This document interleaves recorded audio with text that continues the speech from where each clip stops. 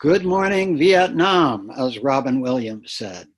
Here we are in a time that looks a lot like, what can I say? It looks, as Bill Gates said the other day, it's like a world war, but we're all on the same side. And so here we all are in the middle of this extraordinary experience. And I'm here with my beloved friend and colleague, Rachel Naomi Remen.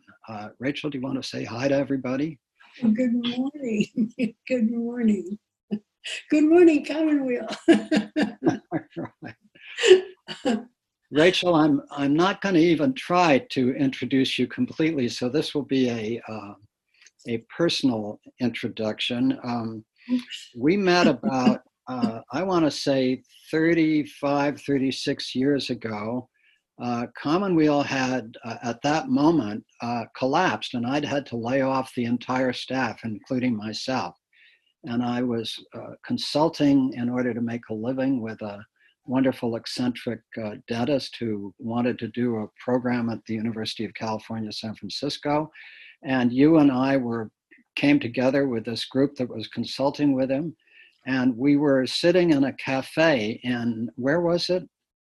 Oh, it was in San Francisco, near Market Street. Near Market Street. Yeah, in the Noe Valley. Yeah, and so everybody was talking, and then you and I began talking. And we looked up an hour later, and everybody else had left. And they'd eaten and left, too. They'd eaten and left. And so I began to share with you my thought, my hope of creating a retreat program for cancer patients. And I'm trying to remember exactly what you said, but you listened for a while, and I think you said something like, well, let's do it. Something like that.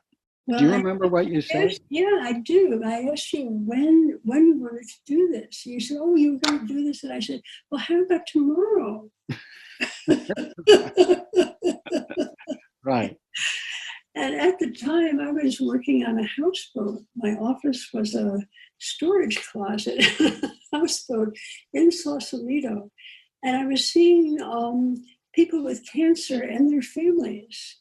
And the reason I was seeing them is most doctors felt they had nothing more that they could offer them because they had run out of therapy. And so there was nothing they could say or do to help. And they were very uncomfortable with these patients. And these were the people I wanted to talk to. So I had this whole practice with dogs and cats and stuffed animals and the boats and the seagulls and all this stuff. And I had all these people. So we could have done it tomorrow. Yes. Oh, how funny. It is funny. I remember saying to me something like this. You asked me if we could work together on this, and I said, sure. And then you said, but first we have to decide how we're going to part. Right. How we're going to end the relationship.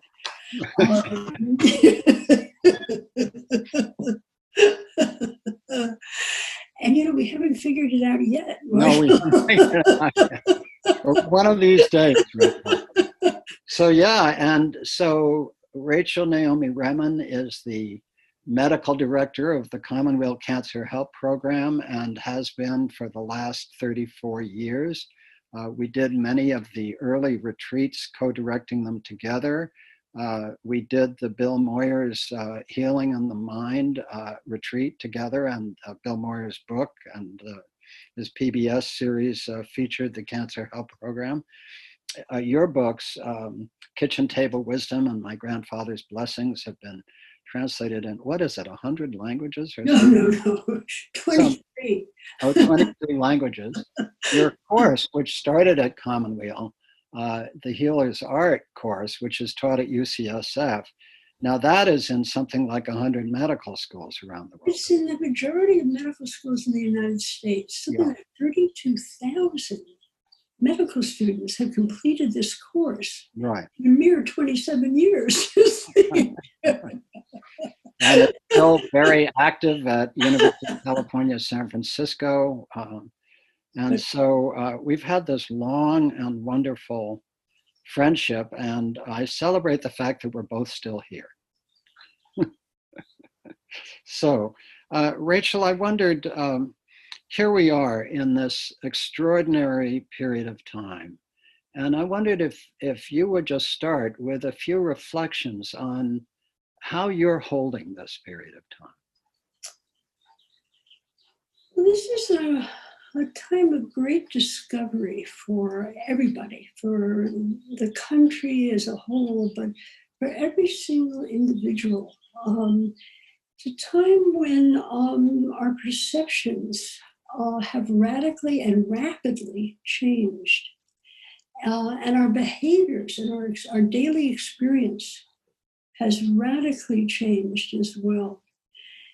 And, beginning to talk to people, and the change is a very interesting one. I myself find myself, in fact, falling in love with my house. I mean, my house is just I'm so lucky to have this house. And I did not know that. And all my relationships with other people have changed. My whole idea, the American way of being independent and never needing anything from anybody. When you need something from somebody, you're imposing on them, all of that sort of all just fell away in this experience of being, taking shelter. And the interesting thing is, not only are we taking shelter in our homes, we're taking shelter in each other. And what an un-American thing to do. We are supposed to be independent, we're not supposed to be needy, stand on your own 2 feet.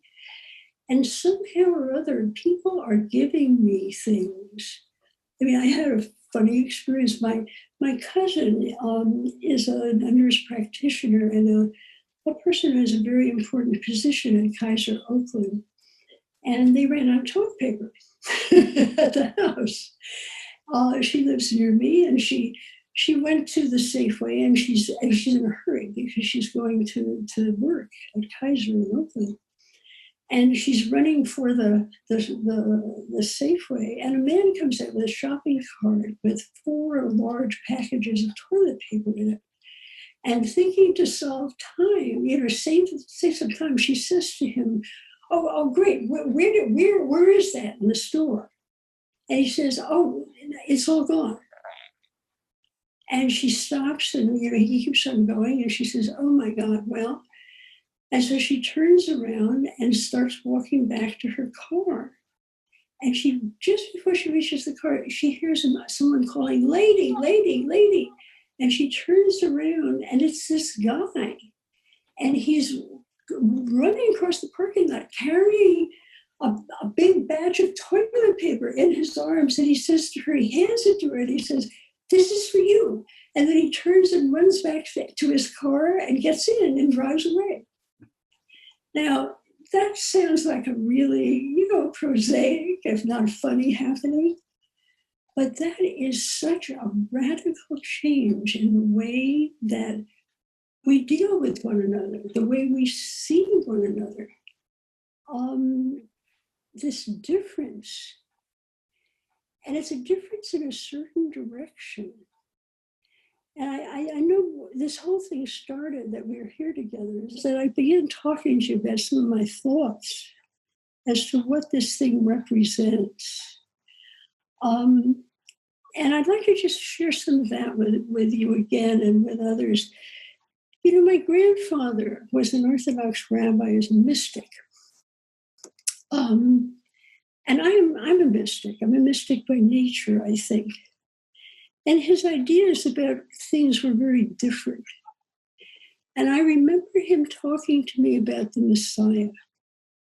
Now, when you say Messiah in our world culture, one thinks of the Christ and the embodiment of the Messiah being a human being, a person. But my grandfather was less concrete than that. And in Judaism also, the Messiah is a person, it's a man. The Messiah in his idea could be an event. It could be a happening that affected every single human being, and that it would cause a shift in people's perception, in their behavior, in their sense of purpose, that nobody was exempt from, that there would be a shift. And it would move life. He thought of it as a correction, as like a reset button. That if the human race was moving in a certain direction that was not life affirming, that the values by which people lived and the way they related to themselves, to the others, the way they saw themselves was not a life-affirming way, that a global event could happen that would reset those values, and that this is a messianic event. And I found myself remembering this and thinking that this could be thought of in just that way, what's been happening, that it is messianic, that every single person is touched by it, changed by it, in many perceptions and many experiences, many behaviors, that even though they're new, they feel natural. They feel in some way authentic. And that we've been freed of beliefs and perceptions and goals that have crippled us. And it's almost like if you think of the human race as a mighty river, and it's flowing in its riverbed, and in 2 months, there's been an event that has shifted the flow into a new riverbed and a new direction. And the question that I have in my mind is,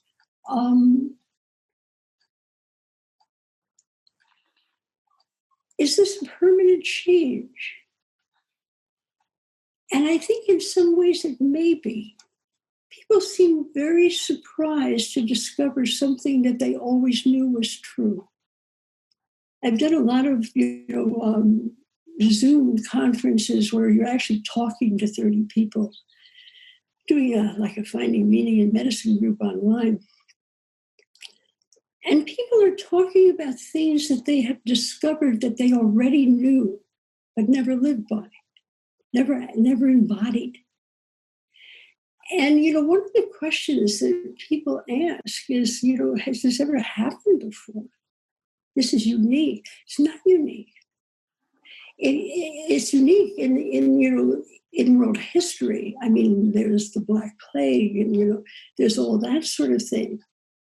And by the way, our response to this coronavirus is exactly the response that they had in the 13th century. You quarantine, you wear masks. It stripped us of our science even. And we just have this simple human response. Okay? Before I say that, there was something else I wanted to say. Oh, yeah. More about this change in behavior, like wearing masks. That's so symbolic. You think you'd be hiding your face. You're wearing a mask. But that's not why we're wearing them. We've been told over and over, we're not protecting ourselves. We're not hiding ourselves.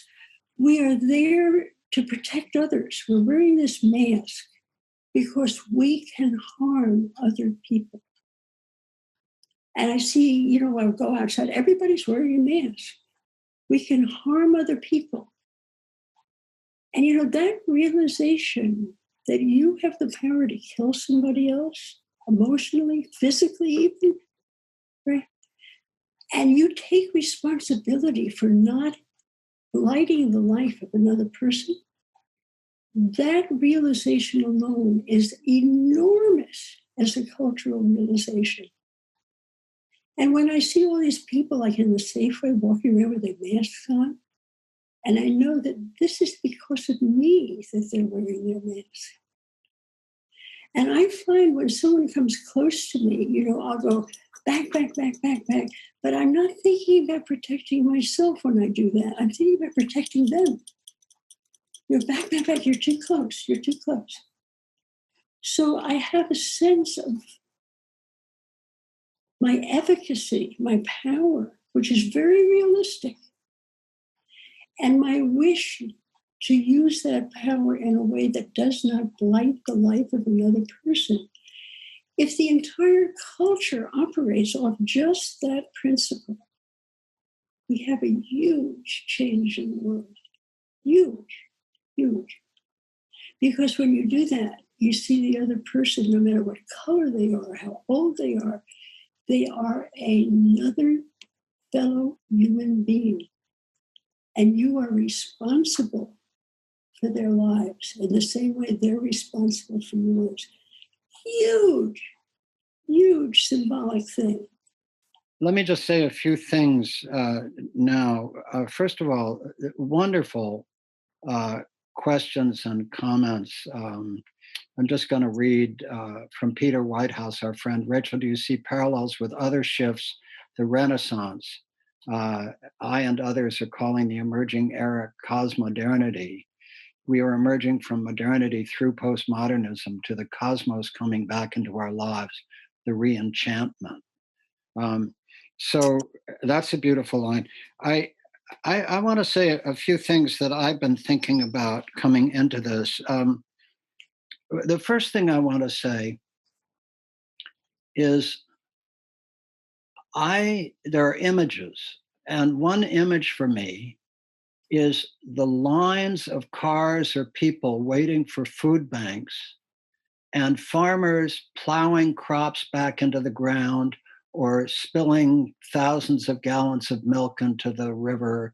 Or in other words, there's this radical disconnect between the physical need for food in the United States of the millions of people thrown out of work, and we can't get them the food that's being plowed back into the ground, or the milk, or the hogs that are being euthanized, and we can't.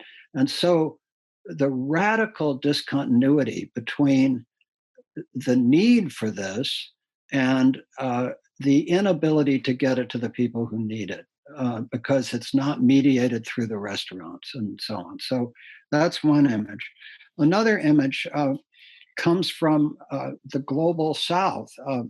A friend of mine was telling me about a film on French television about poor people in India, in the slums of Indian cities, who are trying to get back to their villages and being beaten by the police and so forth, and setting forth on journeys of 100 kilometers or 200 kilometers to their villages with no food or water. And the interviewer asks them, "Do you think you'll make it?" And this young man calmly says, "I don't know if I'll make it or not. I may die on the journey." And so there's this global experience. You've been talking about the experience in the United States, but there's this global experience where probably millions of people will die, but not of COVID. In addition to all those who will die of COVID, they will die of hunger or other diseases, and they will die because in our effort to protect ourselves, who have the privilege of protecting ourselves, we've closed down the global economy, and closing down the global economy is going to cause a lot of people to die. So I'm holding that dimension of this event. A second thing that really has come to me frequently, it's a line from Aurobindo, who you and I both know his extraordinary work. He was a contemporary of Gandhi, while Gandhi became political, Aurobindo, who spent time in prison for politics in his youth, but he became a spiritual teacher and founded Auroville.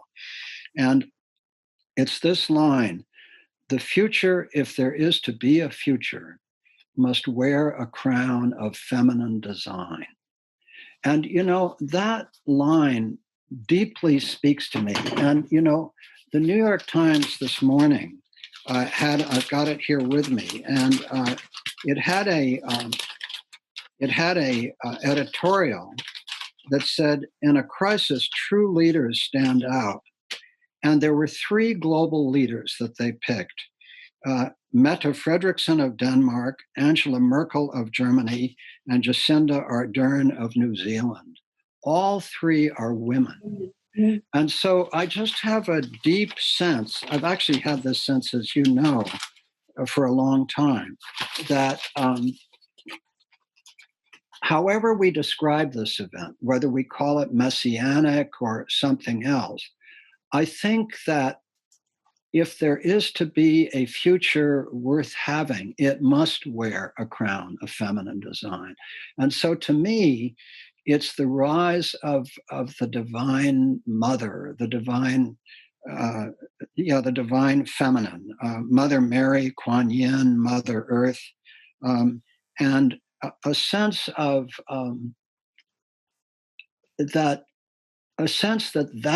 that is a core dimension of this resetting that is taking place.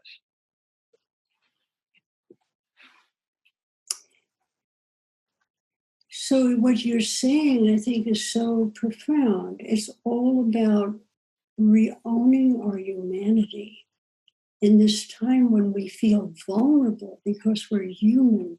We also re-own the strength of our full humanity. Yes. Mm-hmm. Yes.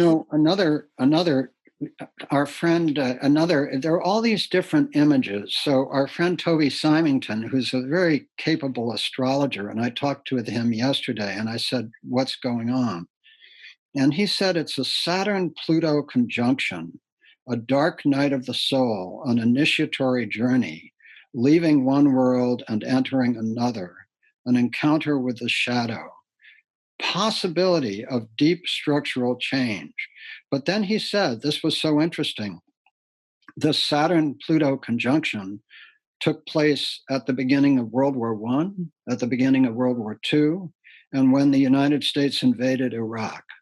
So I guess my thought is I may be less sure than you are that of the singularity of the event. In other words, it seems to me there have been other events, these world wars and so forth, that were similarly powerful. What is new, what is unique, is the complete wiring of the whole world into a single financial, economic, cultural communication system. And with this virus being a pandemic, it elicits profoundly dysfunctional responses, and it lays bare all of the profound contradictions of our whole global system. And so it seems to me what is new is not the power of the event, but the power of the global system and its dysfunction as it struggles to figure out how to deal with this. How to live. Yeah, exactly. And that's the issue. Exactly. How to make money or how to be. Right. How do we live? Exactly. Is the question that's in front of everybody. And the answer to that is not theoretical. No. The answer to that is very, very close to our daily experience and our humanity. And by the way, this business of, and a lot of people say this has never happened before on this level, not even the Black Plague, etc. Well, it certainly has happened before, but not in modern times. When I first met you, I remember having a conversation with you about images. And you told me there was an image that was very, very valuable to you as a little boy. And that was the image of Noah's Ark. That's right. Right. That's one of those times that had happened before. Yeah, I mean, just bringing that up for a moment. Yeah. When I was a little boy, I knew the flood was coming, and I began to build an ark in the garage of our house outside Southampton, and I collected some turtles from a nearby pond and put them in a little thing. And my mother says, on building the ark, I only got as far as building one window. But the point is, I've had this sense all of my life that the flood was coming. And here the flood seems to have arrived. And you have been building an ark. And I've been building arks. With a window. Yeah, a window. Right. Yeah, you have been building an ark. Commonweal is an ark. Right. Your entire work is an ark. And, in thinking about the flood, when you read about it, the earth was covered in water. And there was the sense that we would have to, if we survive this, we'd have to begin again. We have to repopulate the world. This is where the messianic image comes, this profound shift. And Noah took the animals, the innocents, the life, right? The people who weren't involved in what was evil or dark or off message, shall we say, in the world. And he put them into a place, and he nurtured them and fed them and gave them what they needed, so that when the waters went down again, which they always will, we could start again. And this, for me, has been central to my understanding of the work.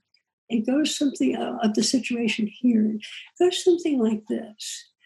I think just thinking of the values that most people live by, they fall far short of our reach. Our values fall far short. We are able to live in ways that are far more life-affirming, satisfying, just holy, if you will, right? And each of us in this process are discovering qualities in ourselves. Like that man with the toilet paper in the parking lot. I bet he didn't know he was that generous. I mean, he's discovering a natural generosity, a natural sense of wanting to meet the need of another person, right? And these discoveries of certain qualities, which have not been the qualities we may have nurtured in ourselves in the postmodern world. Qualities like service and compassion and brotherhood and the value of every human life. Qualities like courage and unselfishness and truthfulness and love and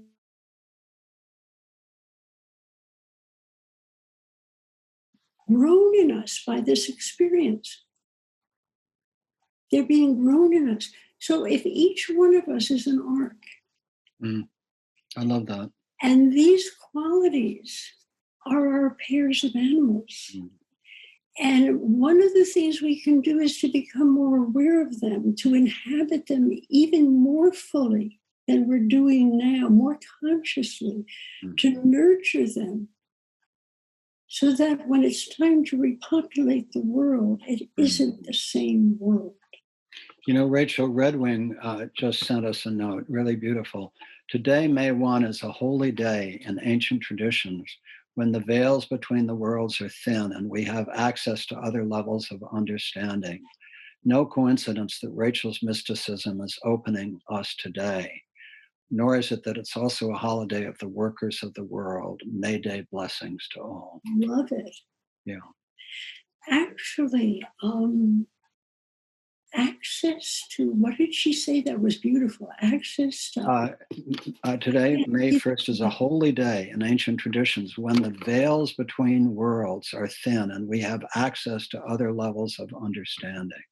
Yeah, access to other levels of understanding. And we're not talking about mental understanding. Right. Cognitive, not cognitive. I think our cognition, with all that it does about projecting into the future and telling us who we are and who other people are, is actually, it's not necessarily a strength.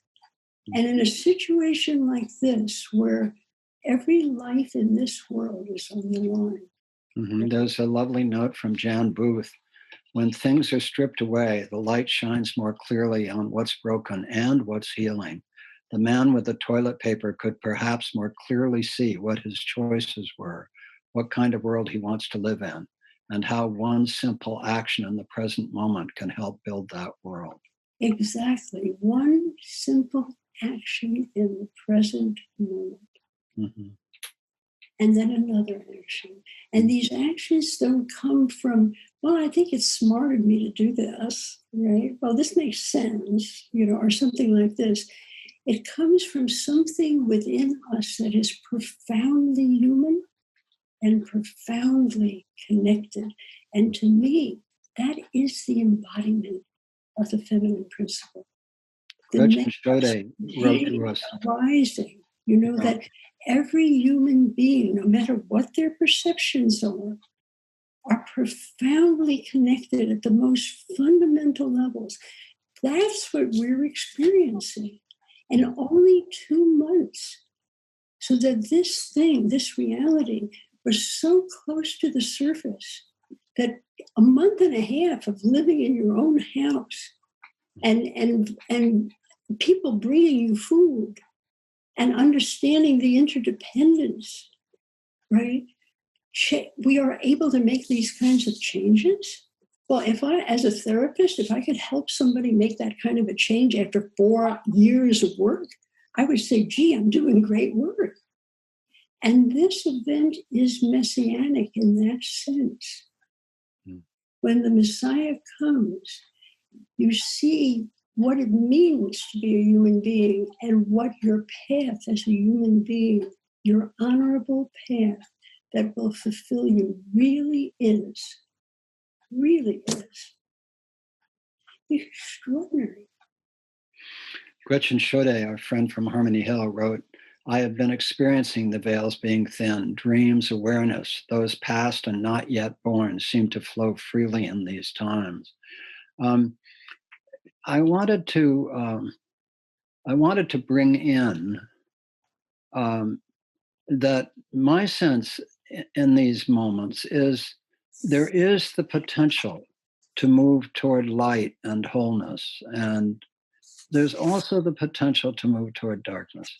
And by darkness, I don't mean darkness can be creative, but in the metaphor we're using right now, or to not even use light dark, we can move toward inhabiting our better selves, but we can also move in the other direction. And it seems to me the question is very, very open as to which of those directions we will take. It's often true in catastrophes that at first there's a coming together. But as time wears on, as people get desperate, it doesn't always hold. And so it seems to me we need to be careful, even as we envision what is possible, to also be aware that we're just at the beginning of this, and that there are so many different ways it can unfold. I actually believe it's not either or. I believe that in different places with different people, it will unfold in different ways. And I believe that we will see both immense callousness and cruelty, and at the same time, immense compassion. And I do believe that there will be an enormous upwelling of commitment to a better world. I really believe that to be true, but I believe it will be a contest between that upwelling and an equal upwelling of callousness and selfishness and all of those things. Well, yes. There's choice involved now. Right. Yeah. Choice at a very different level. Mm-hmm. But, it's so interesting. our country is a very interesting country. And you know, we've accepted this without reflection. One of the first things that happened when it became apparent what was going on is that the sales of ammunition went way up. People ran out and bought bullets. First they ran to buy toilet paper, then they ran to buy bullets. You know, and those are the two dimensions of things. Hirohito, I'm old enough to remember World War II. I was about 5. Hirohito said they had interviewed him at one point and said, well, how come he never attacked America? As it was well within their capacity to do so. How come they never attacked America? And he said, oh, you would never want to bring the battle to the American homeland. There's a gun behind every blade of grass there.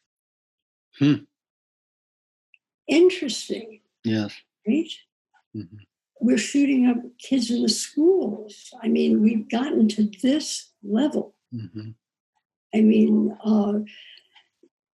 and yes, it is a moment of decision. But the thing that is so interesting is that we have a different experience to throw into that mix. It's not a theoretical decision. We have had a different experience as a human race. I mean, everybody has very clear how many people died today. You know? One of the mystical traditions that you and I have both studied in our long friendship, you had studied it far earlier than I had because it was background to your deep engagement with psychosynthesis, is the esoteric work of Alice Bailey, the so-called Bailey work. And there's a piece of that that's been coming up. There are many pieces of that I don't agree with, but the piece that comes up for me at a time when people are trying to divide us as a strategy for whatever they are trying to achieve is her sense that in every community around the world, there are world servers. There are people everywhere who are devoted to service to life. And I really hold that to be true.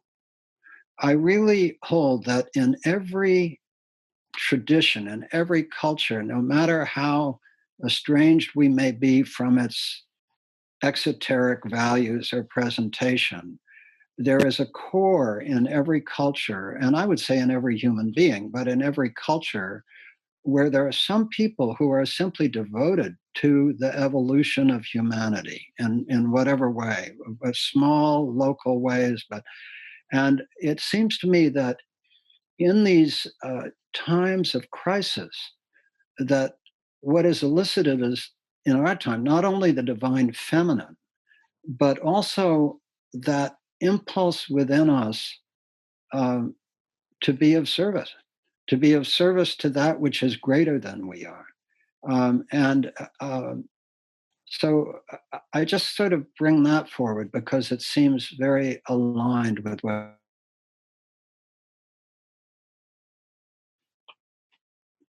Well, you know, these are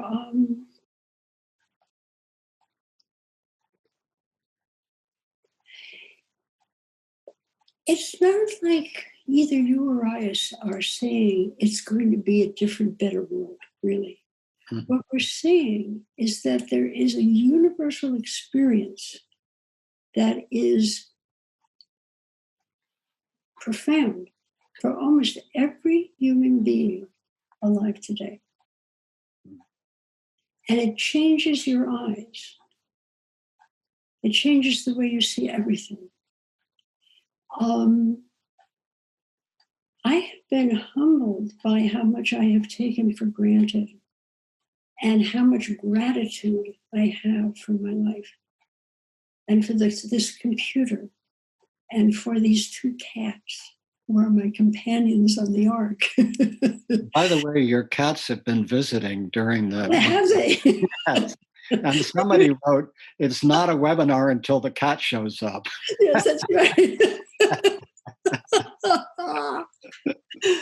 But you know, they're fundamental. They eat, they sleep, They need to be close. They need to know that they're loved. And, I'm not so different. In fact, I'm not different at all. I just have several layers of other stuff that has gotten between me and their honesty. Mm. Their honesty. Yeah. I was talking to a group of doctors, and I'd like to just talk about medicine for a little bit, and just because everyone's work has changed, everyone's perception of their work and the value of their work, and all of that has changed. The medical thing is phenomenal. But I was sitting here, and suddenly I realized there was a cat sitting next to me, and as I turned to her, she just took her nose and put it on my cheek like this, right in the middle of the floor. And, I said, yeah, that's what it's about. That's what it's about. Rachel, you do a lot of work with physicians and other healthcare professionals. And let me start with a broader point and then come into that one. Yeah. One thing this virus does is it shifts our relationship with death for almost any thoughtful human being. Because, usually we think, well, maybe we will develop some chronic illness or we have one, but we have some sense of where we are in our trajectory. And we usually have a sense of time ahead, at least theoretically being available. Here we are suddenly, and any of us can be a week from dying. A week from dying. And not only a week from dying, but a week from a very difficult death if we don't get the right medicines at the right time to help us ease our way out.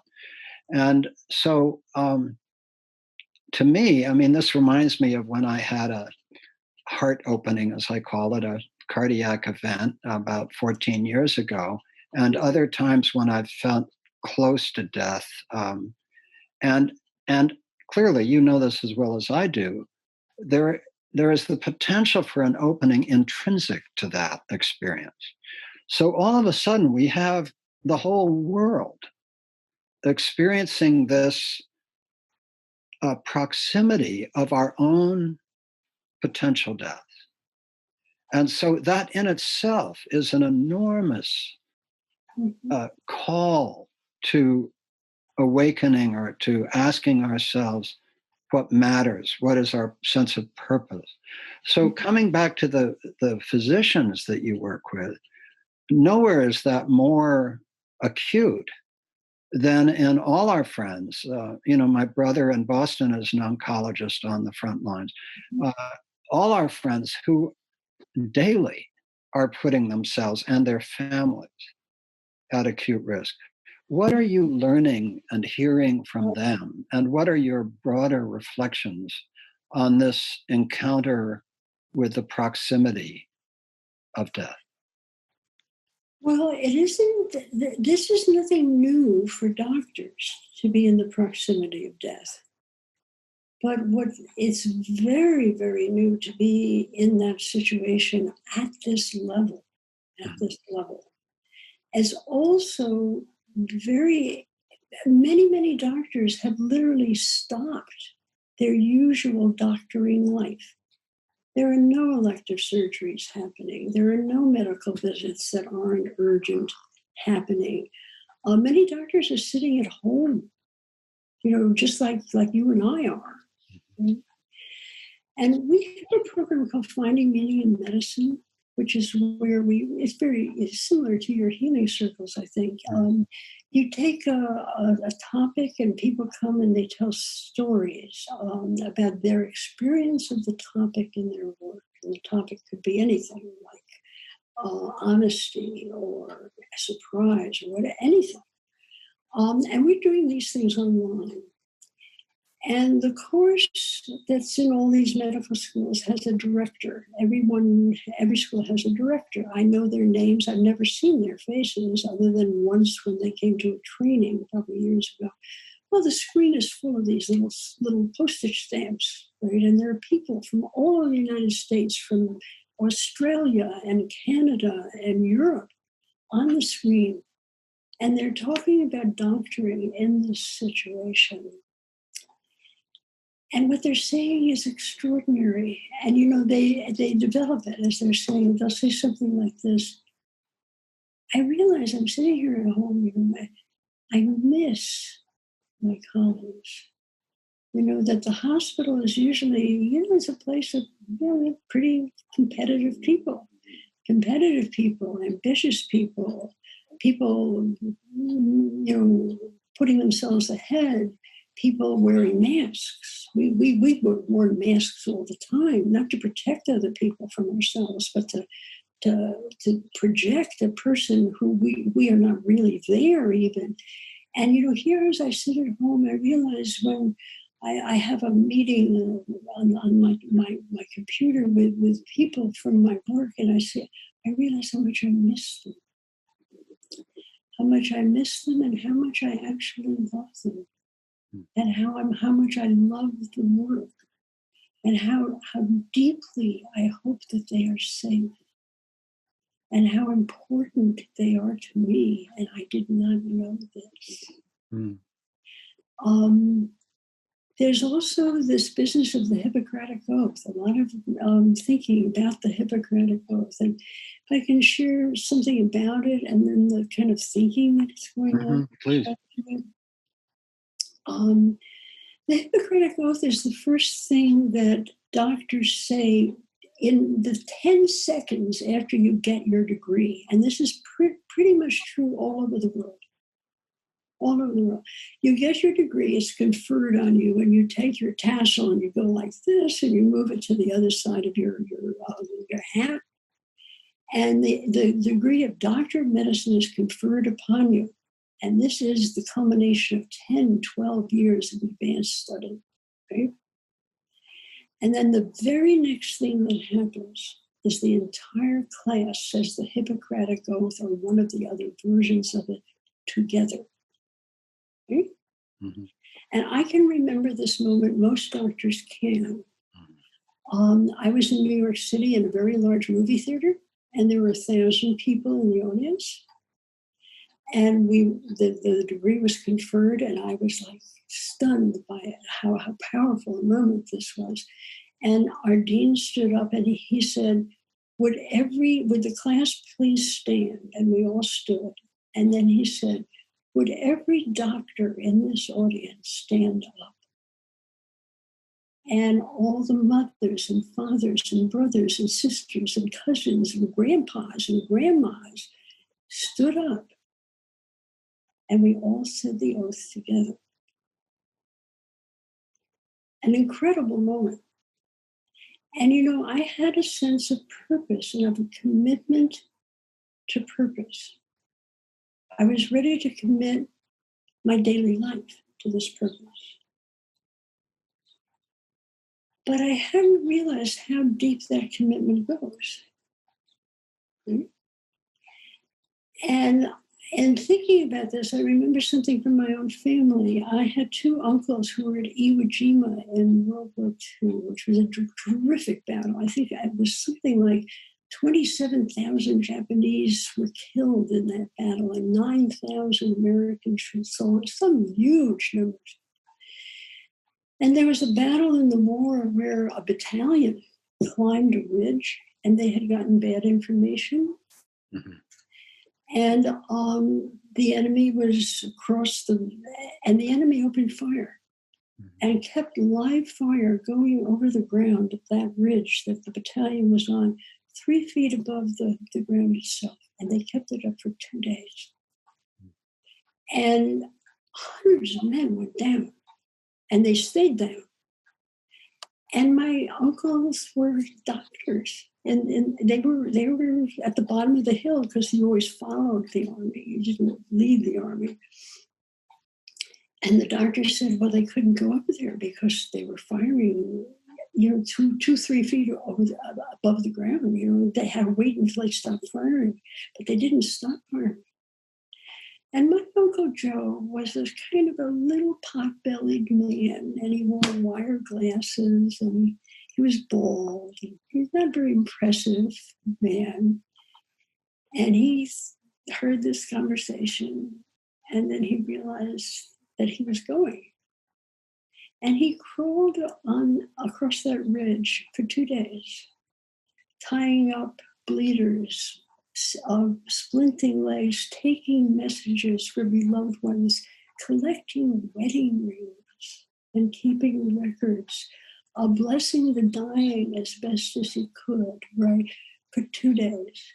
So he came back and, he was a little fluffer about it, and he got a medal, from the government and all of this. And then he came to see me, and I was thrilled, because at the time, I was a timid child, right?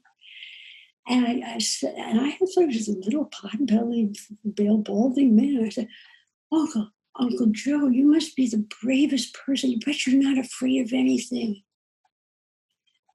And he laughed and he said, oh, I'm afraid of everything. I mean, they were firing guns over the ground. Of course, everybody would be afraid. But brave people do it anyway. Mm. Yeah, I think that point. Okay, now, but let me say what it never occurred to me. I thought he went up there and did that because and I was blown away because I was afraid of the dark at that time. And that I could be a brave person and afraid of the dark. I mean, it changed everything. It's changed my whole life. This one statement in a funny way. But I had thought he had gone up there because he was a soldier. It never occurred to me that he went up there because he was a doctor. That the Hippocratic Oath is about committing your life. And this has struck a lot of people. And many people have been shocked by it. And other people have realized that they really had made that commitment without noticing. That when we all stood up in that theater and said these old words, we were committing our lives. And this has changed a great deal about how doctors see each other, how we feel about our frontline people, how in a way we're there with them in the front line. People have started praying for their fellow doctors. I mean, this is like a revolution in our profession. Yeah. And when I say doctors, this is true of course, nurses. This is true of all the health professions. Yeah. That's a beautiful story. There's one person wrote a question that I think is really important to try to respond to. And she said, what advice do you have for people who feel alone, isolated, anxious, and deeply afraid? How would you counsel someone who's feeling those very, very human feelings?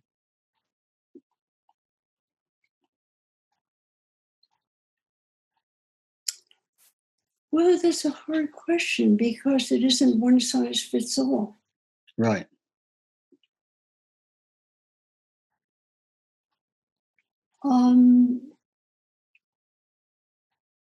I'm not able to answer that because it's too abstract. Yeah. No, that's fair.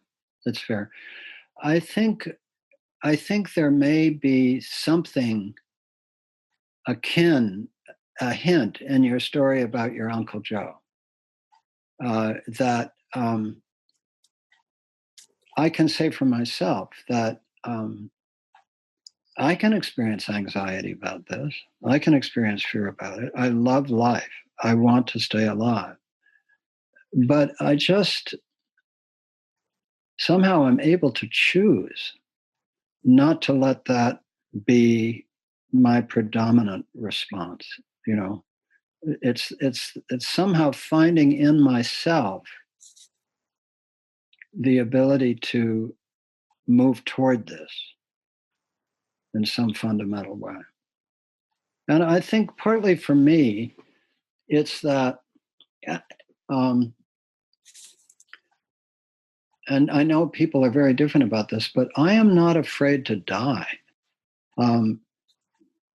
my concern is that given that this moves very quickly, I am concerned not only for myself, but for millions of other people that they won't, if we are to die, that we won't get the medicines we need to make that a death with compassion and dignity. That is a tremendous concern for me. And I must say, the whole focus on, do we have enough ventilators? The truth of the matter is that an awful lot of people who are that sick and go on ventilators are not going to make it. Yeah. So again, we come back to our own encounter with death, and we both know from the Cancer Help Program and all the retreats we've done there that many people are less afraid of death than they are of sort of intractable suffering of one kind or another. Or being alone. And that's the me? other piece of this, is that many people are dying alone. Right. Yeah. Yeah. And so I find myself not only in deep reflection, but in deep reflection on a civilization which, in the efforts to safeguard us from ourselves, has made it almost impossible to get the medicines that one would need in a timely way because this thing moves so fast. So anyway, I'm sitting with these different questions, but it's not the proximity of my death that causes my fear. It's not knowing whether I would get the medicines that I would need to die in the way I would choose to die. A long time ago, I was at a meeting with our friend Marion, and we went together to have it was a small, intimate meeting of about 400 people with the Dalai Lama. And he said something to us at lunch, which I thought was remarkable. He said, I sit at the table of unknowing, and I invite you, I welcome you to join me there. And Marion, in her wisdom, has found that a very important moment for her. We're always at the table of unknowing. And, usually we deny that we're there. And right now, we are as there as the people back in the 13th century. They dealt with it in quarantine, which is the 40 days that sailors had to stay on ship before they could come on land because they might have the plague or whatever, right? We're dealing with it without our science. That's another interesting dimension of this. Our way of dealing with death is that we're going to control it. And we're going to put it as far away from us as we can.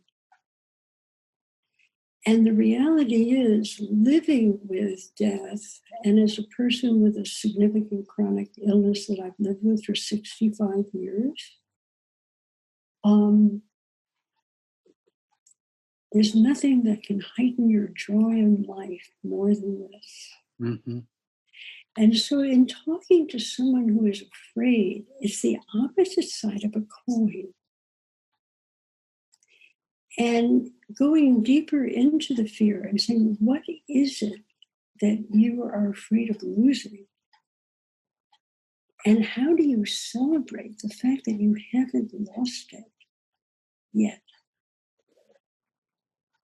That's how these things have a tendency to flip. The depth of your anxiety is the depth of your valuing of life. And if you were to step into that valuing and make that a part of your daily life, that you woke up every morning and said, oh, I'm here. Hallelujah. Right? What would that look like? And the profoundness of the anxiety is exactly equal to the profoundness of someone's love of life and being alive. Most people don't know they love life. Yeah. So there's so many interesting questions and comments. Somebody said, repeat, sitting at the table of what? The table of unknowing was what His And I Holiness the Dalai invite you to said. join me Uh, there. uh, Kathleen O'Day says, it seems to be like moving with cancer. The fear is profound, and yet we rise every day, and for that day choose life and hope. And just looking for other, thinking about how deeply that commitment of physicians run. I think about and pray for Dr. Lorna Breen, who was so overwhelmed by those she couldn't save, she took her own life rather than be unable to save anymore. The vows we take are powerful, and so I am also reminded of how important and powerful the Kol Nidra, the renunciation of the vows we cannot keep, is. It releases us from what is not possible. That's kind of lovely. But in a funny way, we go around so unconscious that we release ourselves from what is possible. Yes.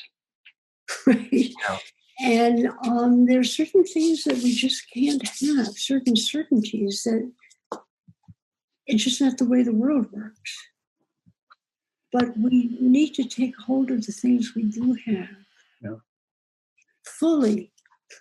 I think one thing that really comes to me about this is,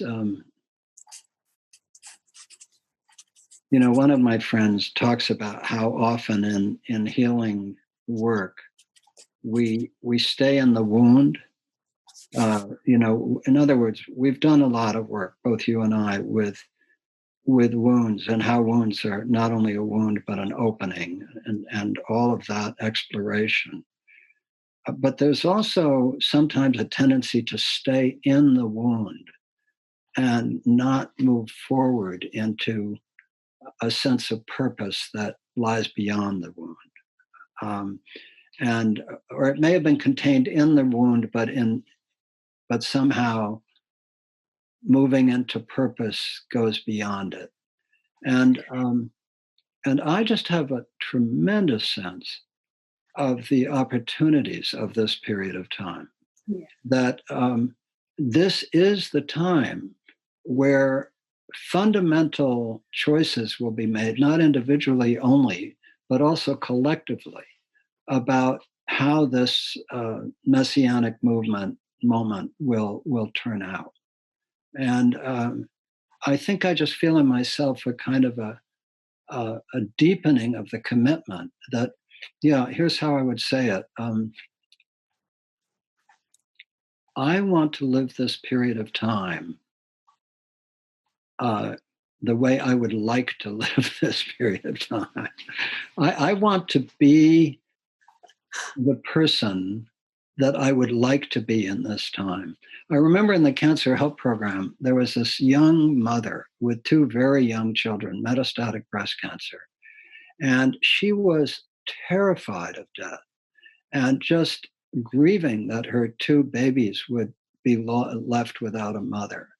And in the evening we do on death and dying, she was giving voice to this. And I listened to her and I said, I can't change that, but ask yourself this. How would you like your children to remember you during this period of time? Would you like them to remember you as grief-stricken and just, afraid and all of those things? Or would you like them to remember you as being so present and so, loving for them? And it's as if a switch shifted. She just got it in a moment that what she could give her children was this period of time, however long it might be. And so it seems to me that all of us who feel anxiety or fear at some level, that we have that choice before us, that we don't know how long we'll be here, particularly those of us who are older, but none of us know. One of the things that's happening with this virus, as you well know, is that the news about what the virus can do keeps getting worse. I mean, first of all, it just seemed a lung condition, and then it's inflamed heart, it's kidney dysfunction, it's all kinds of things. It manifests in so many different ways.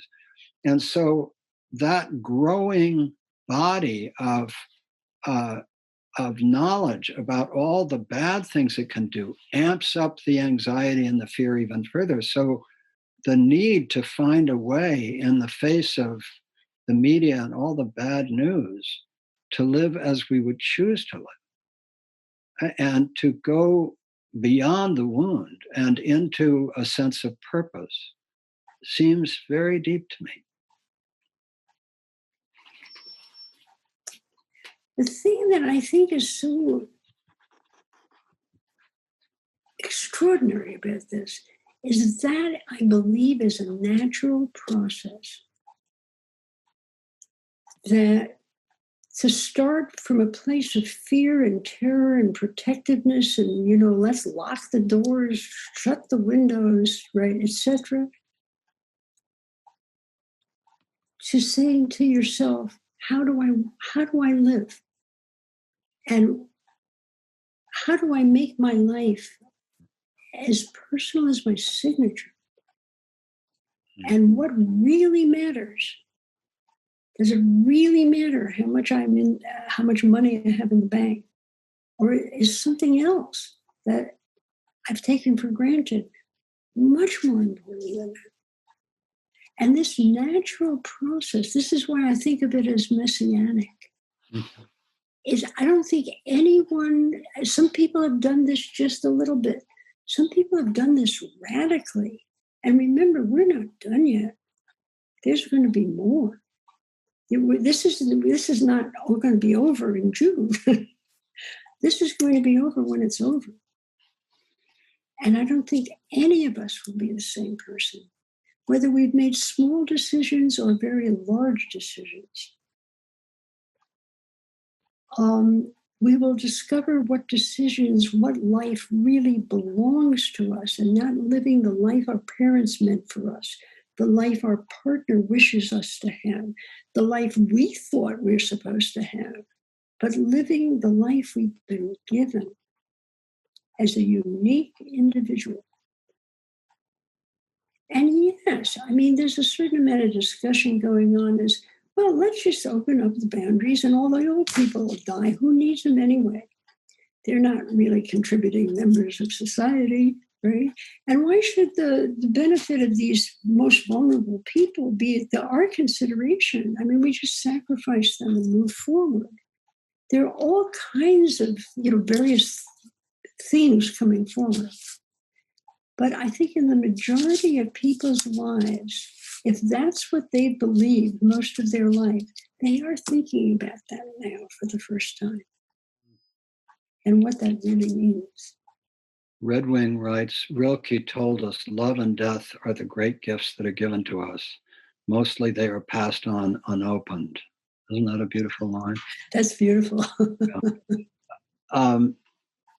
Yes, people focus on the higher mortality of old people, which is very real.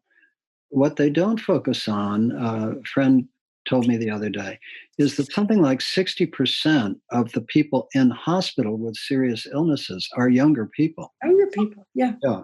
And so, and then there are all kinds of things, even if you survive, that people end up quite compromised.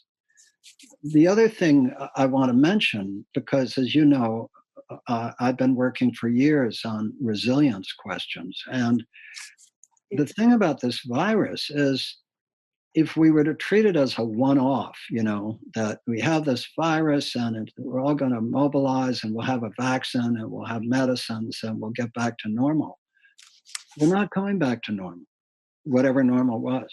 And there's a way in which many of us who work on resilience, in other words, they're, depending on how you count, 2 dozen different global stressors that have created a bottleneck for all of biodiversity and human life, and only a part of what we now have in the world as life and humanity is going to make it through this bottleneck. So there's a way in which the virus is a preview of coming attractions. It is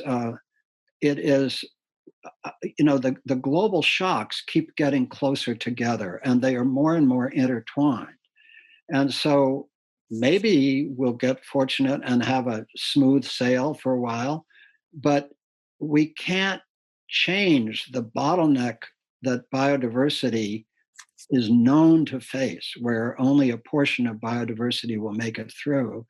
And we know for a fact that since humanity is part of biodiversity, only a portion of humanity is going to make it through. So coming back to Noah's Ark, the question is, what are we hoping makes it through that bottleneck? What Yes. are we intending? Because humanity, I suspect humanity will survive in some form. But what form? Will we have the awareness that our choice moves us toward a humanity and a biodiversity resurgent on the other side of the bottleneck that says, yes, we learned the lessons. We came through this and learned the lessons. Mm-hmm. So those thoughts come to me. Those thoughts, yeah. Yeah. Mm-hmm.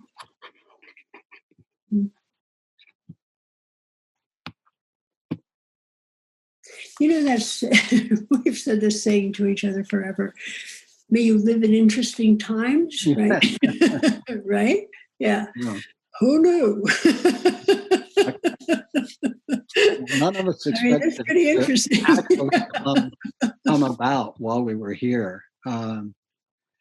Peter Whitehouse, Michael and Rachel, your optimistic commitment to life has been and will continue to be a blessing. We need to think of the legacy of COVID and the stories we will write about it. Such narratives will be an entry in the encyclopedia of the universe under the legacy of our species. Yeah. I don't know that it's optimism. No, Exactly. That's interesting. It's a bunch of Havel, right? There's a wonderful old saying, I put before you, this is from the Old Testament, I put before you the choice between life and death, the blessing and the curse. Therefore, choose life. Yes. Yeah. And that isn't just choose comfort, it's choose being alive. And that is the choice that is available to everybody, actually. And I know it doesn't matter how educated you are or uneducated you are. You can choose to inhabit your life and the people in it as well. Yeah. Rachel, when we were talking last night, you have a quote from Václav Havel that's very... I do. I'm a collector of poems because I use them a lot when I do workshops or even talks. So I have this huge file. It's like that thick. And sometimes I'll just put my hand in there and pull out a piece of paper, right? And just see what's there, right? And the piece of paper I pulled out was, I thought it quite extraordinary. I don't know what the actual title of this is, but on my copy of this, there is a title. And it's, and would you say his name again? I can't pronounce his first name. Václav Havel. Václav Havel. And Václav Havel. Yeah, who is he, Michael? He is a playwright, a Czech statesman, spent years in communist prisons under communism, was then released and became the president of the Czech Republic, was very renowned. Yeah. Okay. So I'm going to read this thing. I'm going to read it twice because usually when you read something that's true, it's like throwing cold water on somebody. They go, and then they haven't taken it in. So I'm going to read it, and then I'm going to stop, and then I'll read it again. Good. It's called, And a Thought for This Day. Either we have hope within us or we don't. It is a dimension of the soul and not essentially dependent on some particular observation of the world. It is an orientation of the spirit, an orientation of the heart. It transcends the world that is immediately experienced and is anchored somewhere beyond its horizons. Hope in this deep and powerful sense is not the same as joy that things are going well, or a willingness to invest in enterprises that are obviously headed for early success, but rather an ability to work for something because it is good, not just because it stands a chance to succeed. Hope is definitely not the same thing as optimism. It is not the conviction that something will turn out well, but the certainty that something makes sense regardless of how it turns out. It is hope above all which gives the strength to live and to continually try new things. A thought for this day. Either we have hope within us or we don't. It's a dimension of the soul and is not essentially dependent on some particular observation of the world. It is an orientation of the spirit, an orientation of the heart. It transcends the world that is immediately experienced and is anchored somewhere beyond its horizons. Hope in this deep and powerful sense is not the same as joy that things are going well, or a willingness to invest in enterprises that are obviously headed for early success, but rather the ability to work for something because it is good, not just because it stands a chance to succeed. Hope is definitely not the same thing as optimism. It is not the conviction that something will turn out well, but the certainty that something makes sense regardless of how it turns out. It is hope above all which gives the strength to live and continually try new things. It's so beautiful, Rachel. Well, my fellow travelers. No, I love that. I told you last night that I have a kind of a compact version of that, which is kind of a condensation. That Havel speaks of the distinction between optimism and hope, and that optimism is the belief that everything will go right. And hope, by contrast, is a deep orientation of the human soul that can be held in the darkest of times. So he's such a great figure. Our friend and colleague Cynthia Lee wrote a really nice note. Healing in all dimensions, physical, emotional, and spiritual, has the same pattern: order, disorder, reorder. The question I have is, after society emerges from the lockdown period, how can we stay awakened? My patients often tell me despairingly that change, healing, is slow and long. I remind them that change is fast. This period is a testament to that. It's solidifying the change, or staying awakened to the change is what takes time and daily conscious practice. Yeah. Well, as we move into our last 8 minutes together, is there anything that I haven't asked you that you would like to reflect on a bit? Well, how are we going to end this relationship, Michael? I think I've wondered for years. I think the answer is that whoever goes out first, the other one speaks at their memorial service. That's how we end That's it. What if I had told you that when you asked me that all those years ago? But you know what I really hope?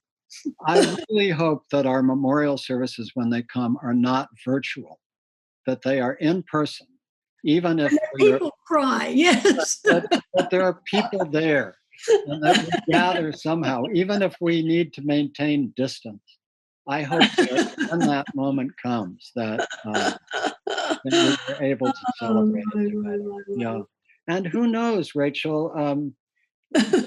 We're both mystics in different ways. Who knows? whether this has been the only time we've been together and whether we're going to be together again. I have no doubt. Right. That's really lovely. Yeah. So, and I Thank want you, to, Michael. This is such a yeah. wonderful thing that you're doing with the new school. I think it's just so life affirming and so important to people. It's just, and I know it's one of many things you do, and I am so grateful for the things you do. I really am. And I want to just mention to all 250 people who were on the call, we're so grateful to those of you who were able to contribute to keep this going. And I encourage you to consider contributing if you haven't. We really appreciate and need your support. And Rachel, in closing, I want to do something strange. I did it at the beginning of the conversation with Francis Weller. His talk was called When the Bough Breaks, because it was about, the bough breaking. And so I sang the lullaby. And I want to sing it in closing. Yay! It goes like this. Rock-a-bye, baby, on the treetop. When the wind blows, the cradle will rock. When the bough breaks, the cradle will fall. And down will come baby, cradle and all. Rachel, I was reflecting, what a strange lullaby to sing to a beloved child. Isn't it? Strange lullaby. I wonder what its sources are. Well, I looked it up. It's very ancient. It's very old.